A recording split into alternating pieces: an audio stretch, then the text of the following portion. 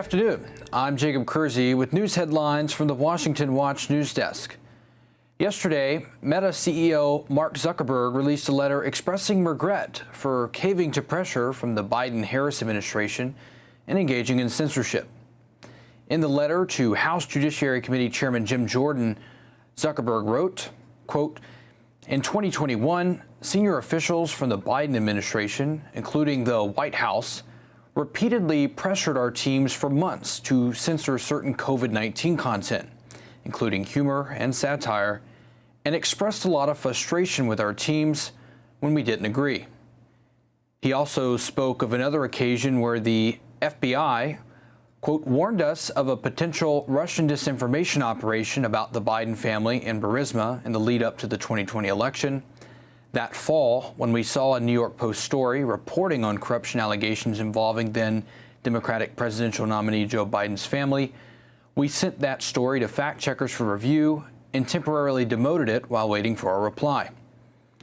Zuckerberg said he believes the government pressure was wrong and regrets not being more outspoken about it.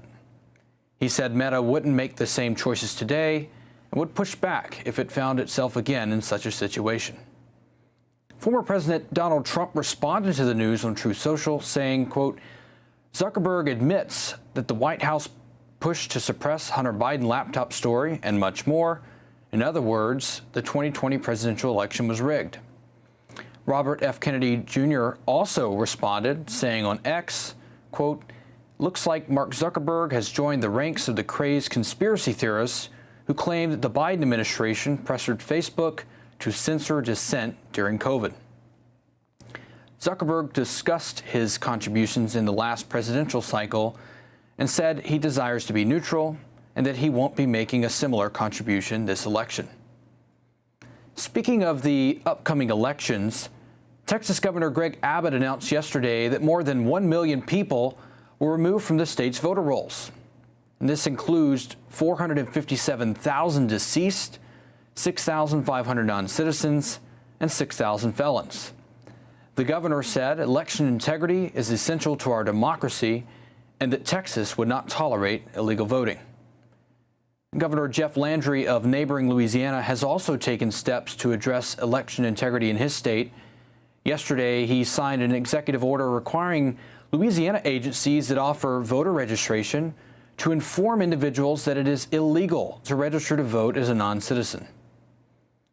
In other election-related news, former DNC vice chair, former Democrat congresswoman, and 2020 presidential candidate Tulsi Gabbard endorsed former President Trump. This administration has us facing multiple wars on multiple fronts and regions around the world, and closer to the brink of nuclear war than we ever have been before. This is one of the main reasons why I'm committed to doing all that I can to send President Trump back to the White House where he can once again serve us as our commander-in-chief. Gabbard's endorsement of the former president comes only a few days after former Democrat Robert F. Kennedy Jr. suspended his presidential campaign and endorsed Trump. And finally, in a little bit of improvement here at home, Lowe's Home Improvement Store announced in an email that it has reevaluated its DEI policies after the 2023 Supreme Court decision in Students for Fair Admissions versus Harvard, in which the court concluded that considering a student's race in the admissions process is unconstitutional. Lowe's said it would no longer be participating in a survey by the LGBT group Human Rights Campaign or sponsoring festivals, parades, and fairs. Lowe's joins other companies like Tractor Supply and Harley-Davidson who have been backing away from their DEI initiatives. And those are today's headlines. Once again, I'm Jacob Kersey. For more news and commentary, be sure to check out The Washington Stand at washingtonstand.com and follow us on social media for updates at FRC-DC. Up next is Washington Watch with Tony Perkins, and we'll see you tomorrow with more news.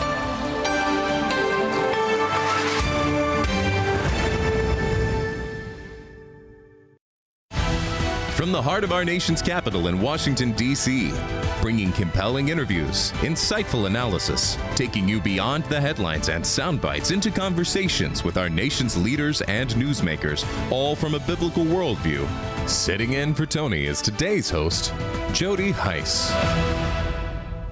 Well, good afternoon. Welcome to this Tuesday, August 27th edition of Washington Watch. I'm your host, Jody Heiss, the Senior Vice President here at the Family Research Council and President of FRC Action. Glad to have you joining us today. Let's hit some of the highlights that we'll be bringing your way. Today, Israeli Special Forces successfully rescued one of our hostages from Hamas captivity in Gaza.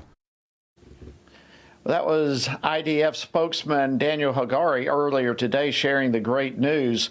But while Israel continues to work towards freeing the remaining 108 hostages, Iran continues to rattle its saber, saying that revenge against the Israeli entity is inevitable.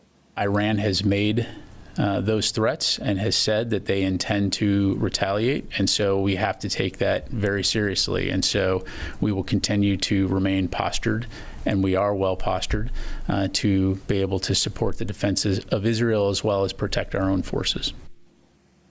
Well, that was Pentagon Press Secretary Pat Ryder earlier today. But while the U.S. is supporting Israel, is it also, indirectly at least, supporting Israel's enemies? We'll talk about that today with U.S. Senator Pete Ricketts of Nebraska. Meanwhile, right here in the U.S., attention is being given to the letter that Meta CEO Mark Zuckerberg sent yesterday to the chairman of the House Judiciary Committee, Jim Jordan. In that letter, Zuckerberg acknowledged that his company made mistakes. It really bowed to the pressure of the Biden administration to silence those pushing content that went against their narrative.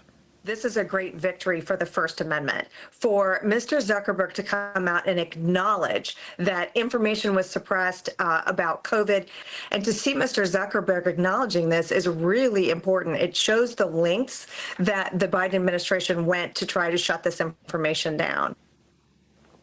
That was House Judiciary Committee member Congressman Laurel Lee, and I'll be joined here in just a couple of moments by another member of that committee, Congressman Andy Biggs of Arizona, and get his thoughts on all of it.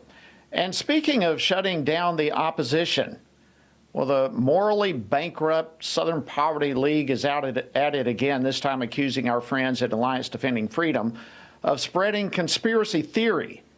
The SPLC claims that conservatives are not being debanked because of their religious or political affiliations.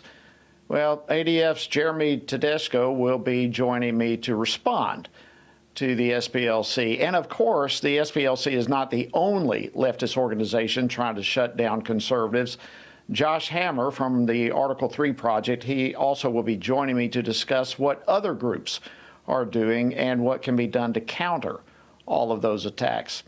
Also on today's program, I'll be joined by a West Virginia lawmaker who is working to ensure that his state does not join a movement to legalize mercy killings. That's medically assisted suicide.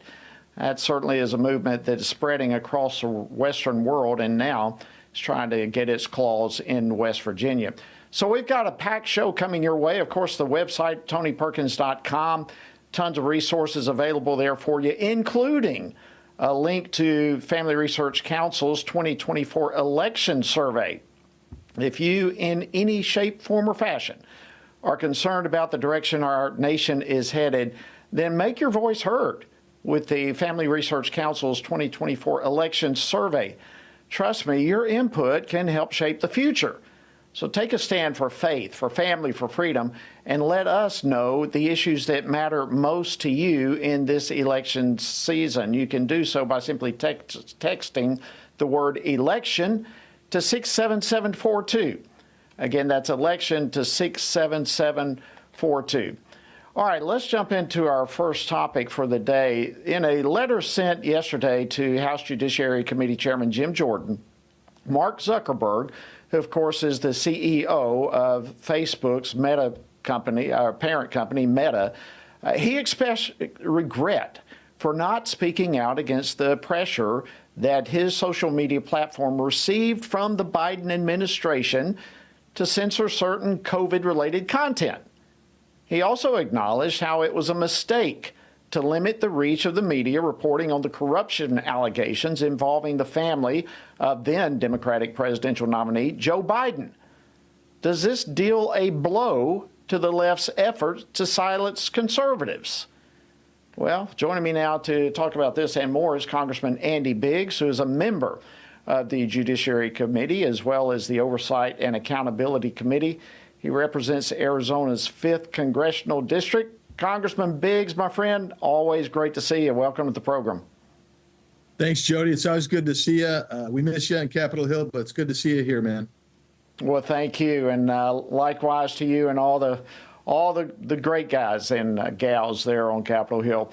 Listen, there were also there were actually a couple of probably 3 different main issues addressed in the letter. So let's start with this one, the COVID issue. Let's jump also into the Hunter Biden laptop report. Your reaction to that? Well, it's too little, too late, quite frankly. They facilitated suppression of COVID information. I mean, ivermectin, for instance. You had the CDC attacking ivermectin. Ivermectin has been used safely by humans for 2 decades at least. So I get what Zuckerberg is trying to do. He's trying to say, well, mea culpa, but he waited, oddly enough, didn't he, for several years. But we all knew what was going on. And the bottom line, Jody, is the ivermectin issue, the other suppression and censorship that the Facebook and Meta did, they're trying to say that that was a result of government. And if it was a result of government, which I believe it was, then we need to go in and rattle the chains of government. We can't just say, hey, this is a big victory for the First Amendment that somebody finally admitted. There's nobody being held accountable. And that's what needs to happen here, Jody. Not just saying mea culpa, somebody has to be held accountable. Yeah, and I love the fact that you came right out and said it's too little, too late, because it really is. I mean, we're years removed from all of this, and why come out now? I did want to read this to you. The White House responded in a statement. I want to read this statement. They said, when confronted with a deadly pandemic, this administration encouraged responsible actions to protect public health and safety. Our position has been clear and consistent. We believe tech companies and other private actors should take into account the effects their actions have on the American people while making independent choices about the information they present. All right, what do you make of that? Your reaction to it? Well, that's the White House trying to distance themselves from the claim that they were in actually censoring and violating First Amendment rights. I think this is the problem, Jody, is that they don't want accountability. The reality is they were putting pressure not just on that, but they were impacting the election by suppressing the Hunter Biden story, the laptop story, which they claimed was Russian disinformation, and it wasn't. They knew it was real. They knew it was real for a year. The FBI did a year before the election. So the bottom line is the White House was actually threatening people and leveraging their power against people who are regulated by the White House and the executive branch. That is a violation of the First Amendment. And quite frankly, if you were censored, you should have a claim now under the First Amendment. And the reality is they own this. The White House owns this. You can't walk away and say, look, we were telling you not to do stuff, because we've got all these emails, right, Jody, going back and forth. You can't say we were just advising you. That's not true. It is a flat out lie. And that's the problem with this current administration, in my opinion. And so many of us were, I believe you were in on it. I know I was, or during all of this, from Facebook, Twitter, across the board, there was so much censoring taking place, particularly of conservatives. And I'm so thrilled that this continues to go forward, and just echo what you say, and great hopes and encouragement that accountability will actually take place. If I can, Andy, let me switch gears a little bit, because a third part of the letter that Zuckerberg sent had to do with how he really benefited Democrats over Republicans. And he basically is saying now that he wants to be neutral in all the so-called Zuckerbucks, that he's not planning on making that kind of contribution this cycle. Your thoughts on that? Well, number one, again, he impacted the election right here in Arizona. Our government took millions of dollars from Zuckerbucks, and that impacted the election. So, okay, that's great, but maybe the states now have come out and said you can't participate are really influencing him. Again, when somebody's charged with a crime and they say, well, yeah, that was bad, but it was legal at the time. But now the problem is it was morally wrong, ethically wrong. And quite frankly, in my opinion, it probably violated the federal statutes of the FEC. But the reality is, good, stay out of it. Then that means your company's going to stay out of it. And let's have free reign. Unless you have CSAM stuff that you have to suppress under law already, then let's go ahead. But don't forget this, Jody. They want to be treated like they're a platform and have the immunities from this kind of conduct, as opposed to if you're a publisher, you have liability on all the things in all three areas that he mentions.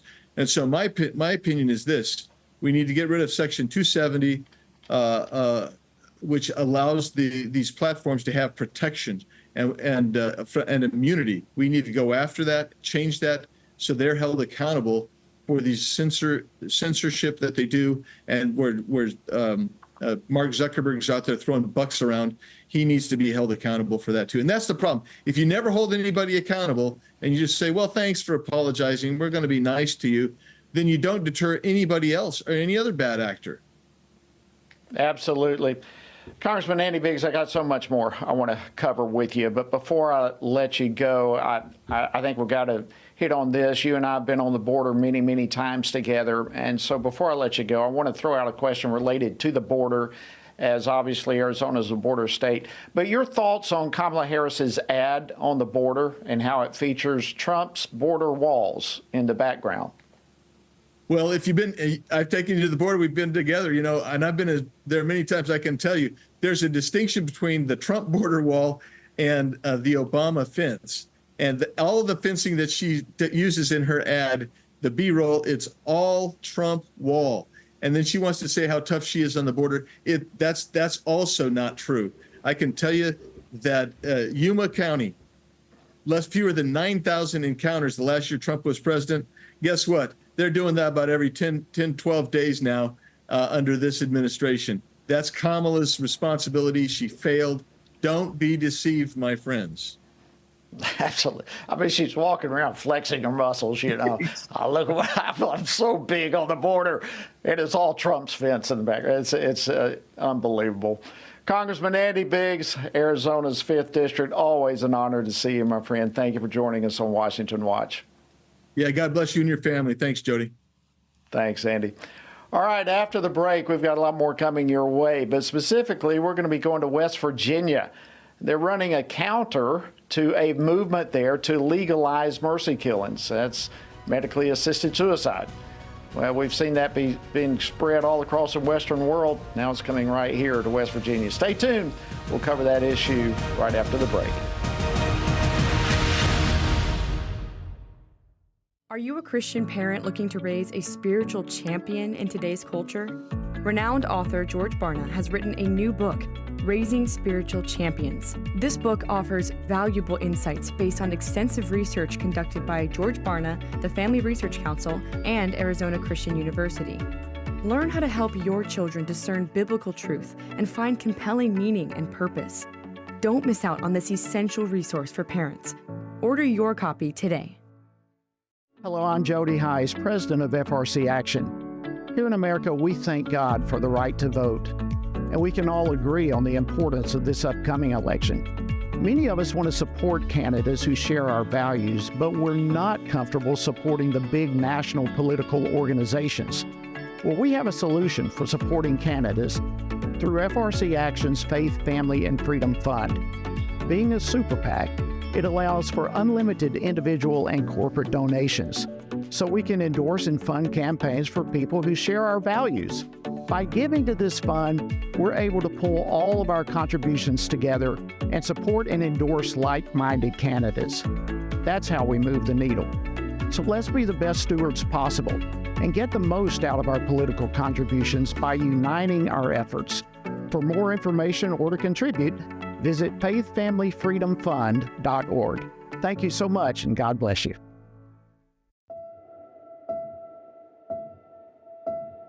All of us are born with the desire to find truth and meaning.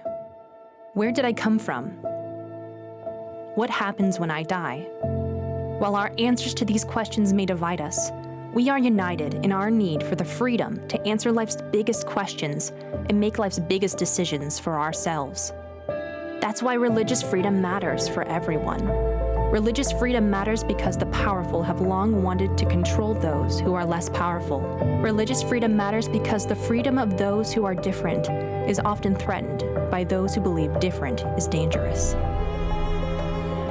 At the Center for Religious Liberty at Family Research Council, we promote religious freedom for everyone because the only alternative is religious freedom for no one. We encourage Americans and the American government to engage and advocate for the persecuted, and they do. We work every day to bring good news to the afflicted, to proclaim liberty to captives and freedom to prisoners. We do it because that's what Jesus does. We work to give freedom to others because we ourselves have been set free.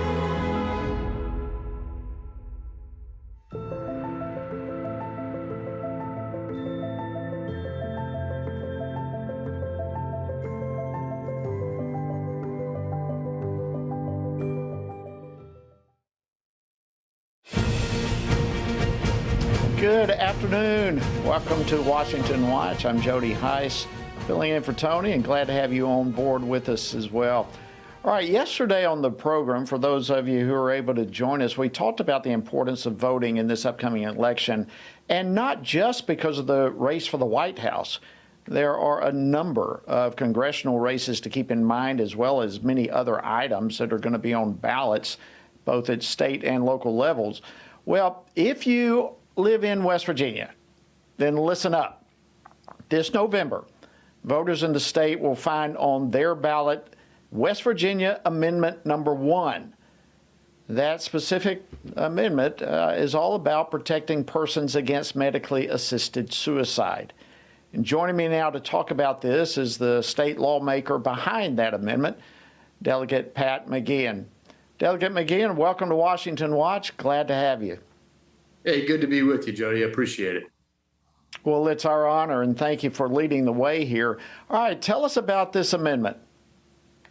So the amendment just places what's already illegal in West Virginia into the state constitution for more security going forward. It's implicitly illegal in West Virginia, but we want to send a message against this sort of nihilistic euthanasia movement sweeping the Western world to other red states like ours, like West Virginia. Like, this is the gold standard. You need to have it in the state constitution because, laws are not simply prescriptive. They're also pedagogical. They teach people. And we need to send a message that, hey, we need to stand firm against this movement that's sweeping the Western world. If you look at the latest stats coming out of Canada's MAID program, which is just a fancy way of saying they're killing their own citizens, in Canada right now, it is the 5th leading cause of death. And it's horrific once you start looking into what's going on in Canada. 10 states have legalized euthanasia in one form or another now. Oregon and Vermont just recently now opened up their euthanasia programs to not just their state residents, but to non-residents. And I guess they just thought it was discrimination on their part just to kill their own citizens. So now you have this sort of euthanasia tourism. So I had a constituent that called me and was struggling, and he recently got diagnosed, or at the time, a year ago, he was diagnosed with a form of colon cancer, but the doctors told him, it could go into remission in a couple of years. But, he was scared. He didn't believe. He was an atheist. And he went to Oregon on Easter Sunday, and I stayed on the phone with him. He flew into Portland, tried to talk him out of it, and he ended his life via medically assisted suicide. And out there in Oregon, you have to wait 2 weeks if you're non-resident right now. Portland is essentially grown into a whole marketplace for non-residents coming in to kill themselves. And so they have a whole marketplace of hotels and Airbnbs that cater strictly to those that are out of state, traveling into these northwestern states like Oregon. Really, they're death hotels, death Airbnbs. And so you wait 2 weeks, basically, and then you go down to the local doctor. He signs off on it. You get a script. You go to the local pharmacy. Just like any other medication, they give you a cocktail of poisons. You go back by yourself into one of these hotels devoted towards this sort of law for out-of-state residents. Swallow the cocktail of poison. It destroys your organs. Social workers actually come by the next day, collect all the bodies in these hotels, and burn them. And you know what? Wow. You got to push back against this. This is just part of a broader trend of nihilism that's sweeping our country with the progressive liberal order. And I'm sick of it. So this is your driving the stake in the ground, in essence, saying not in West Virginia. We're not going there, and we're going to place it in the state constitution, just as you're watching what's happening, be it in Canada or here in our own country and various other states. So what do you say to those who argue that your state, West Virginia, already has a code that prevents medically assisted suicide or so-called mercy killings, whatever we want to call it? Well, I mean, most people don't even know that it's illegal or legal. And so that's what I would just tell them. Hey, look, if you want it firmly prohibited, put it in the state constitution, because you never know who's going to be in office next. It might not be guys like me. It might not be guys that are pro-life on the Republican side. And so you do not want arbitrary judgments on good versus bad suicide being decided by government officials. I mean, deciding which suicides are good and which are bad places enormous power in the hands of government officials, and it just leads to arbitrary decisions on where you draw the line. And that just has devastating consequences for individuals in our society. The progressive liberal order likes to reduce morality to just consent. And every relationship somehow has a sort of egalitarian equal notion to it. But doctors have an enormous power of authority in our society. So that doctor-patient power relationship is extremely imbalanced. And so when a doctor suggests to a patient, hey, you can go through with assisted suicide, that's an option, that can heavily influence patients, especially vulnerable patients, that make it very hard to even ensure that the decision is voluntary at all. Absolutely. We've got less than a minute remaining here, but one of the big issues, I remember when Oregon, some of these other states were going through their battle over this, the argument of so-called death with dignity or some sort of an appeal for compassion was put into the situation as somehow this is an act of dignity. Real quickly, do you have a response to that? They're twisting the right order definition of compassion, and it preys on a lot of the pro-life movement within our own sort of ranks, because, a lot of people have compassion for the unborn child. And so now they're preying on that compassion that we already hold, and they're trying to twist it and pervert it. I'll just say one thing. And this can be an argument that people need to take into consideration if they're secular or if they're atheists or non-believers. Insurance companies may deny coverage for expensive treatments like cancer care or just to cover assisted suicide, because this is already happening. Hey, you know what? We're not going to cover the chemo you need for the next 2 years, but we will cover the doctor's visit to get your cocktail of poisons. West Virginia Delegate Pat McGeehan, thank you so much. Thank you for standing in the gap for us. An honor to have you on Washington Watch. All right, after the break, we're going to be talking about how U.S. tax dollars may be funding Hezbollah. You don't want to miss what's coming up. We'll be joined by Senator Ricketts in just a moment.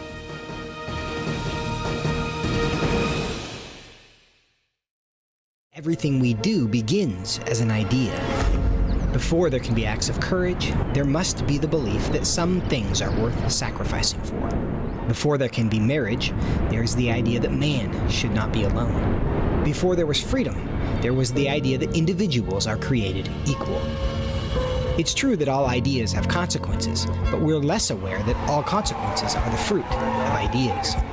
Before there was murder, there was hate. Before there was a Holocaust, there was the belief by some people that other people are undesirable. Our beliefs determine our behavior, and our beliefs about life's biggest questions determine our worldview. Where did I come from? Who decides what is right and wrong? What happens when I die? Our answers to these questions explain why people see the world so differently. Debates about abortion are really disagreements about where life gets its value. Debates over sexuality and gender and marriage are really disagreements about whether the rules are made by us or for us. What we think of as political debates are often much more than that. They're disagreements about the purpose of our lives and the source of truth.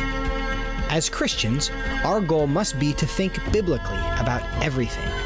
Our goal is to help you see beyond red and blue, left and right, to see the battle of ideas at the root of it all. Our goal is to equip Christians with a biblical worldview and help them advance and defend the faith in their families, communities, and the public square. Cultural renewal doesn't begin with campaigns and elections. It begins with individuals turning from lies to truth. But that won't happen if people can't recognize a lie and don't believe truth exists. We want to help you see the spiritual war behind the political war, the truth claims behind the press release, and the forest from the trees.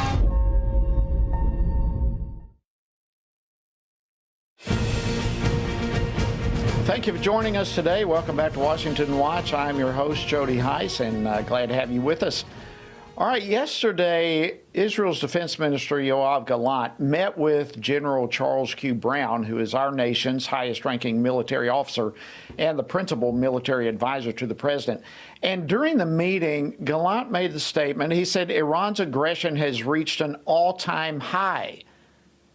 Folks, that's alarming, and all of this comes as the chief of staff of the Iranian armed forces reportedly confirmed yesterday that revenge against the Israeli entity is inevitable, and that what we all witnessed yesterday is only part of the revenge that's yet to come. So, is the U.S. doing everything that it can do to support Israel? Or might we in some capacity be bolstering Israel's enemies, as some are certainly reporting and suggesting? Well, joining me now to discuss this is U.S. Senator Pete Ricketts of Nebraska. He serves on the Senate Committee on Foreign Relations. Senator Ricketts, welcome back to Washington Watch. It's always an honor to have you. Thank you, Congressman. I appreciate you having me on. Well, our privilege indeed. So, look, before we get in the reports that we're seeing on how U.S. tax dollars may be supporting Hezbollah, let's start. I'd like to get your reaction on what's happening just the last few days in Israel, including the hostage rescue just yesterday. Well, the IDF is demonstrating what a great elite force it is by being able to rescue these hostages. And we should continue to support them and make sure they've got the materials they need to be able to do that. And sadly, this administration, this Biden-Harris administration, has been a poor friend to Israel, slowing up delivery of weapons, calling on them to be the one to not escalate, like somehow Israel is the obstacle of peace here rather than Iran, who is funding all these terrorists. What we need to do is a better job of supporting our ally because they know what they're doing. This rescue demonstrates they know what they're doing. And we got to send a strong message to the rest of the world that terrorism is not going to be tolerated. So that sets up, I really like to get your overall assessment of all these ceasefire talks that are taking place, given what you just said with the slow walking support that our current administration has shown to Israel. What's your assessment of the ceasefire talks? To me, Netanyahu has agreed to a framework that He's probably giving up a lot more than he wanted to. And it just shows how the Biden administration is not supporting him when the president supposedly comes back, according to a report by Axios, that he asked him to give up even more. You know, we ought to remember, who are the bad guys here? Well, it's Iran. They're the theocracy. They're the ones that's anti-democratic. They're the ones that's funding these terrorists. And so what we really need to do is be sending a strong message to Iran that we're not going to appease them, that we're going to level sanctions on them, we're going to enforce those sanctions, and that we're going to support our friend Israel. That's actually going to get more progress toward peace when Iran knows that they have no place to go. Instead, in July, I think I read a report that the Biden administration freed up another $10 billion of oil money for Iran. That's just allowing them to continue to fund this. It's exactly the wrong thing to do. We need to stop this appeasement first policy by the Biden administration and to support Israel and make sure that everybody knows Hamas is a terrorist organization. They started this war. Frankly, what they should do is Hamas should just surrender.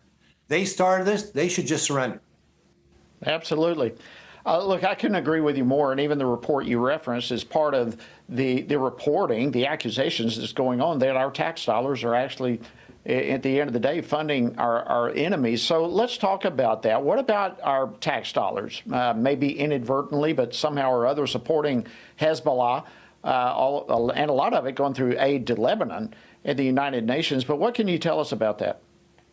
Yeah, so let's start with what we know for sure, which is our tax dollars have been going to UNRWA, the United Nations Work and Relief Agency for Palestine in the Middle East. And we know that they have been supporting terrorists and Hamas, right? UNRWA schools preach hatred, martyrdom, anti-Semitism, killing Jews, all that. And they've been used to stage attacks, store weapons. So we know that our tax dollars, because of the Biden-Harris administration, have gone to a terrorist organization or supported a terrorist organization at the very least called Hamas.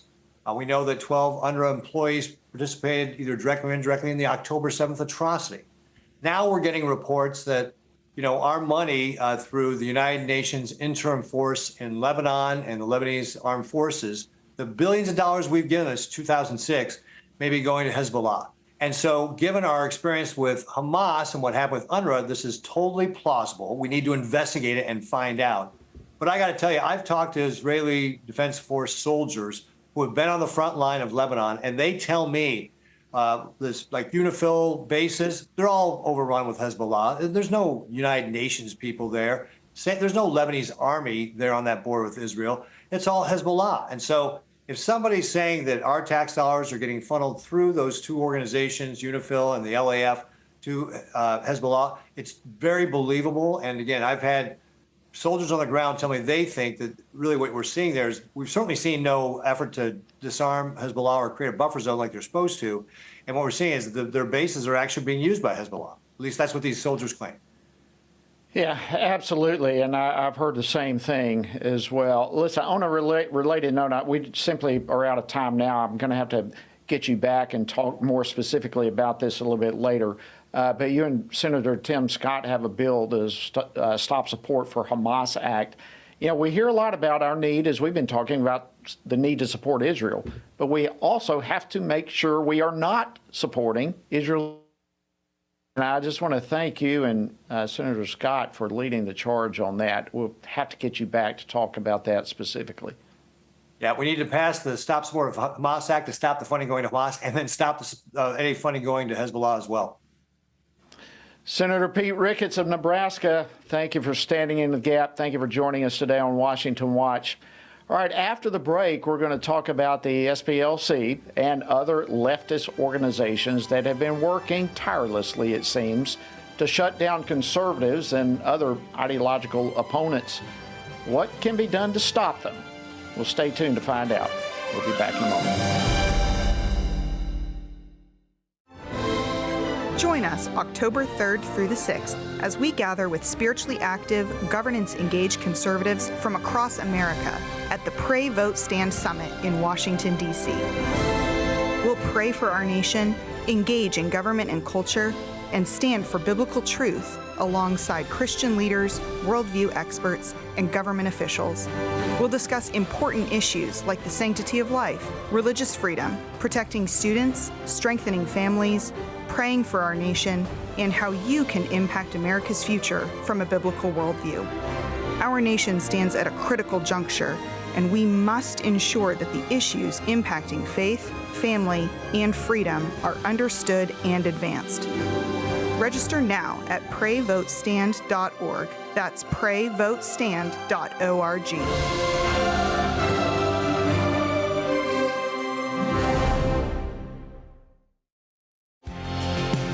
Jesus said in John 15, "These things I have spoken to you, that my joy may remain in you, and that your joy may be full." In 2024, in these divided and uncertain times, how can this be possible? By abiding in Him through His Word. At Family Research Council, we want to help you do that, which is the reason for the Stand on the Word Bible reading plan. In just 10 to 15 minutes each day, you will have read the entire Bible in just 2 years. But more importantly, you will be abiding in Him daily. Find our Bible reading plan at frc.org/Bible. And join Tony Perkins each weekday for a 10-minute devotional inspired by the daily reading and designed to encourage you on this journey through the Bible.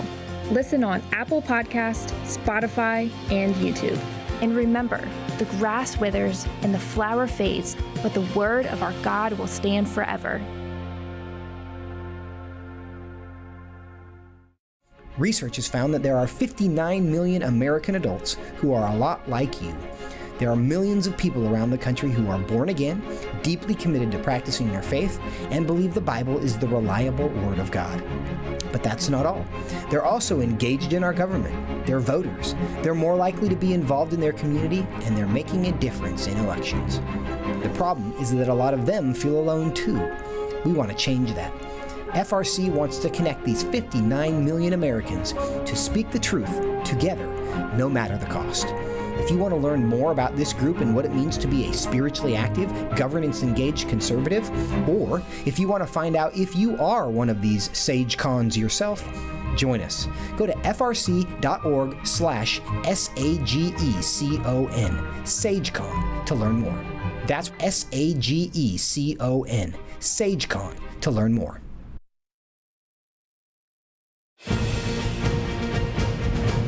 Welcome back to Washington Watch. Good afternoon, and thank you so much for joining us. I am your host, Jody Heiss. All right, just a quick reminder here. Our Pray Vote Stand Summit is taking place October 3rd through the 6th in Washington, D.C., and we would love for you to come join us. I want to encourage you to go to our website about this, PrayVoteStand.org. Visit PrayVoteStand.org for more information and to register today. It's one of those events, I can assure you, you will be glad that you attended. And also, now that both party conventions are over, I mentioned this as we started the program today, but if you are concerned, and I know you are, concerned about the direction our nation's headed, you can make your voice heard. You can visit Family Research Council's 2024 election survey and let us know those issues that are most important to you. To do so, simply text the word election to 67742, and you will be able to participate in that. All right, if you listen or watch this program regularly, you know that we have talked a number of times about the debanking issue. That's where financial companies deny services to customers based on their religious or political affiliations. Well, the morally bankrupt Southern Poverty Law Center recently has pushed back on our friends at the Alliance Defending Freedom, accusing them of spreading a false narrative and conspiracy theory. So we felt it was only right to have with us a voice who can respond to the so-called analysis from the SPLC. Joining me now is Jeremy Tedesco. He's a senior counsel and senior vice president of corporate engagement at Alliance Defending Freedom. Jeremy, welcome back to Washington Watch. Always great to have you. Thanks, Jody. Appreciate you having me on. All right. So where shall we begin? Let's start with it. The SPLC says there's a lack of evidence that debanking is even happening, and that's simply just not true, is it? Really, it's like responding to Clown World. The one hand doesn't know what the other hand is doing over at SPLC's headquarters because they are one of the biggest proponents of urging financial institutions to debank people they disagree with, namely Alliance Defending Freedom, where I work, Family Research Council, who's hosting the show, and several other Christian mainstream ministries that they disagree with, and they are actively urging financial institutions to debank us. Yet they come out with an article saying that we're making the whole thing up. So it is really laughable. They really have become very much clown world over there. It's hard to take them seriously, but every once in a while we respond like this because, look, debanking is a serious issue. It is happening. It's on the rise. It is happening. And it's impacting Christian ministries. Absolutely. I've got a great story to share with you about that. Okay, well, go ahead. Let's share the story because, yeah, you are so right, Jeremy. It is the SPLC, among others, but they are one of the major ones who are leading the charge. They are throwing fuel on the fire for debanking conservative organizations. Absolutely right. And so, the idea that there's share no your story. I want to hear it. Yeah, the idea that there's no debanking happening is obviously not true. The facts tell a different story. Our client, Indigenous Advanced Ministries, does overseas relief work in Uganda. It's a Tennessee-based ministry. Back in April of 2023, they got a notice out of the blue from Bank of America, where they had banked for 8 or 9 years as a ministry, that their account was being canceled, that the account of a local church in Tennessee that gives to them was being canceled. And the reason they gave was no reason at all. It was hiding behind vague policy terms like risk tolerance and business type disagreement. And so, this caused a huge problem for the ministry, a bigger problem for the people on the ground in Uganda where they support, because the people in Uganda don't live paycheck to paycheck. They live meal to meal. And so when Bank of America canceled this account out of the blue, it put our ministry and client in Tennessee and the people they serve on the ground in serious risk of not getting the essential services, even food they needed. So, that's just one example. JP Morgan Chase has debanked Sam Brownback and the National Committee for Religious Freedom, a religious nonprofit that supports religious freedom in America.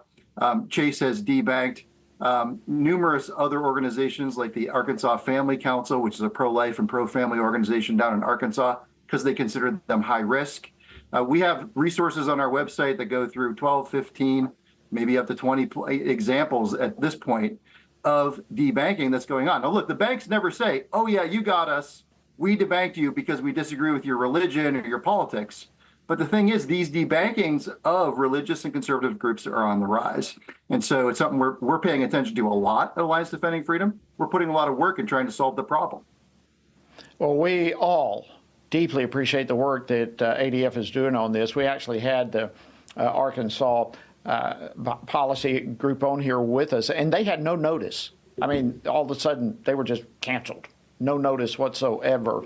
And that can destroy a ministry when everything is just shut down like that. But the SPLC has even directly claimed in reference to ADF that you are drawing on both the Christian right and white nationalists to try to utilize themes therein to build a case of the government trying to stop and debank and all this kind of stuff. How do you respond to these type of wild accusations? Yeah, and it's clown world. It's what they do. Those are total lies, disgusting lies, but they are lies. And this is what they do. They lie about their perceived political enemies to try to do damage to them. I mean, the response is, we're concerned about debanking, yes, because it's affecting religious and Christian institutions, but we're concerned about it for all Americans.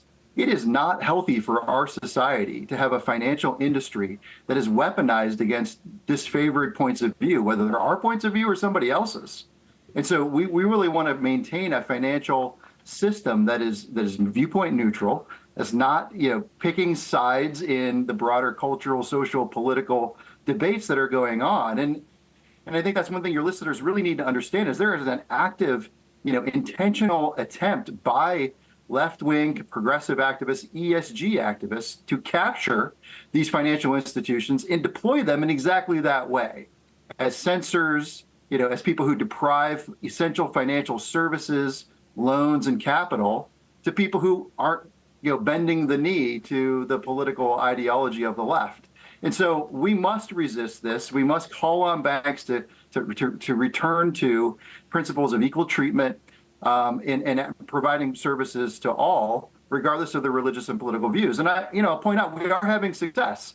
JP Morgan Chase was one of our biggest targets and still is, but they've actually made moves in the right direction. We targeted over the last couple of years through shareholder engagement and other work, a policy at JP Morgan Chase called a social risk policy that included terms like hate and intolerance. They had actually used this policy to deprive certain religious organizations and political groups of payment processing services. And after our efforts to call them out on that policy and kind of their broader debanking problems at JP Morgan Chase, they actually dropped that policy this year. And they're in communication with us on a regular basis about our concerns. And we represent the concerns of a lot of Christians and conservatives about their banking practices and their penchant to debank people that the left disagrees with. So, we're making a dent. We're seeing successes. Well, Jeremy Tedesca, I cannot thank you and all the great warriors there at ADF for the incredible work that you're doing on this and so many other issues. Thank you so much, and thank you for coming on the program today to break this down for us. Keep the torch ablaze, my friend. We appreciate it so much. And of course, the SPLC is not the only leftist organization that's been working to shut down conservatives and other ideological opponents. There's also the Global Alliance for Responsible Media, GARM. They also oppose anyone or anything who doesn't toe the leftist party line.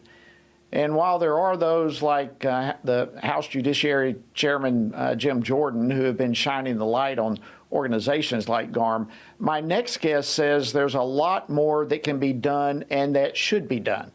So joining me now to discuss this is Josh Hammer, who's a senior counsel at the Article 3 Project and host of the Josh Hammer Show and America on Trial with Josh Hammer. Josh, welcome to Washington Watch. Good to have you.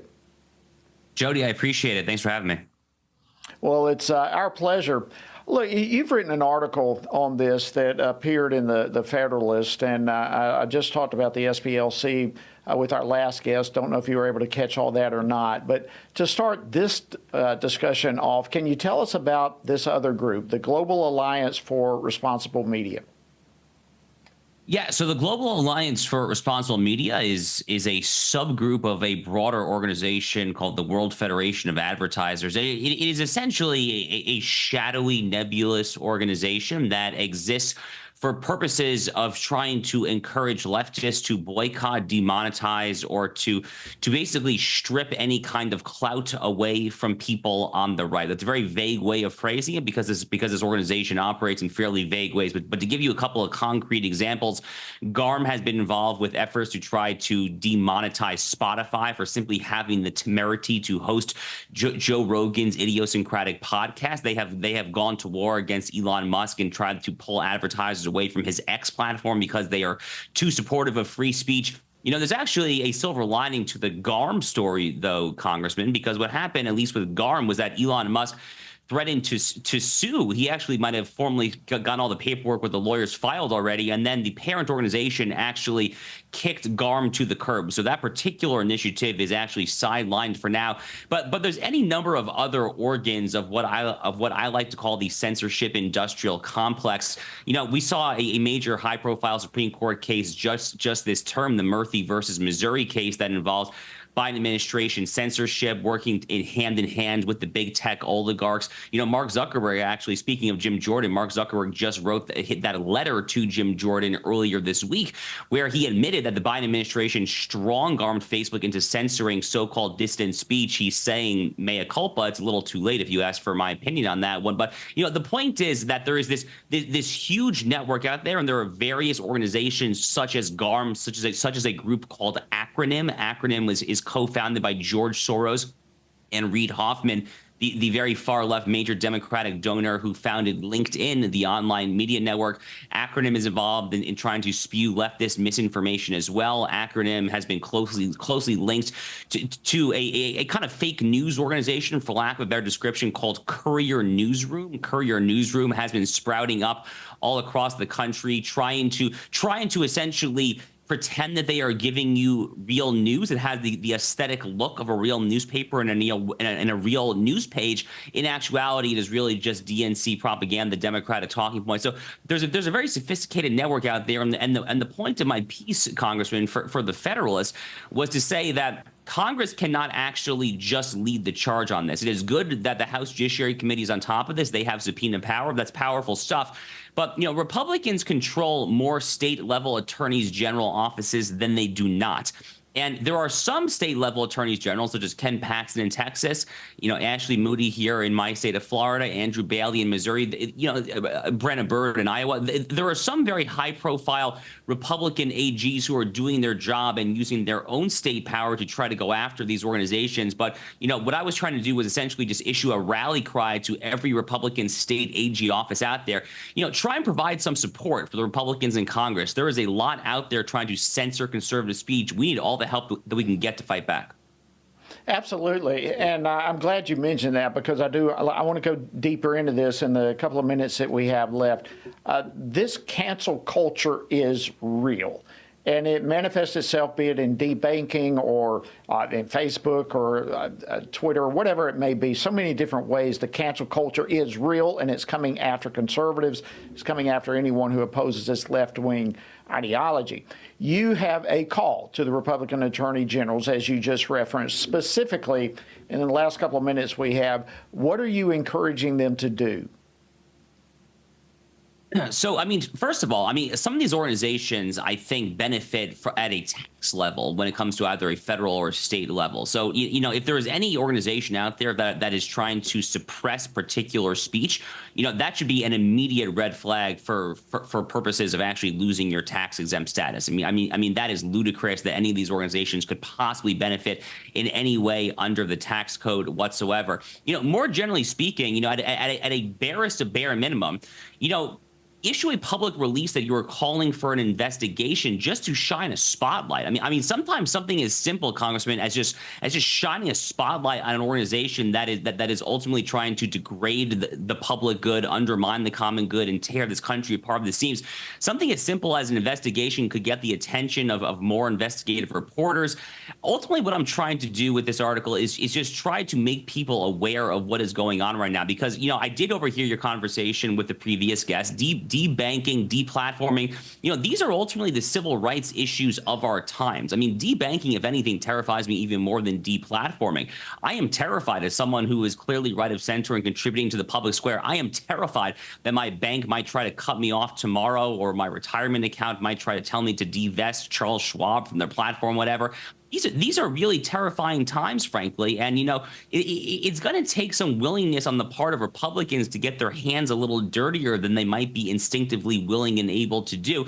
For example, in the context of deplatforming and debanking, one possible remedy would be common carrier regulation, the same way that we regulate the trains and airplanes, the same way that we regulate your cell phone companies, Verizon or AT&T. They cannot discriminate on the basis of content of your viewpoint. So I think basically that Chase and Bank of America should not be able to discriminate on the basis of their customers' viewpoint as well. That would be just one example there.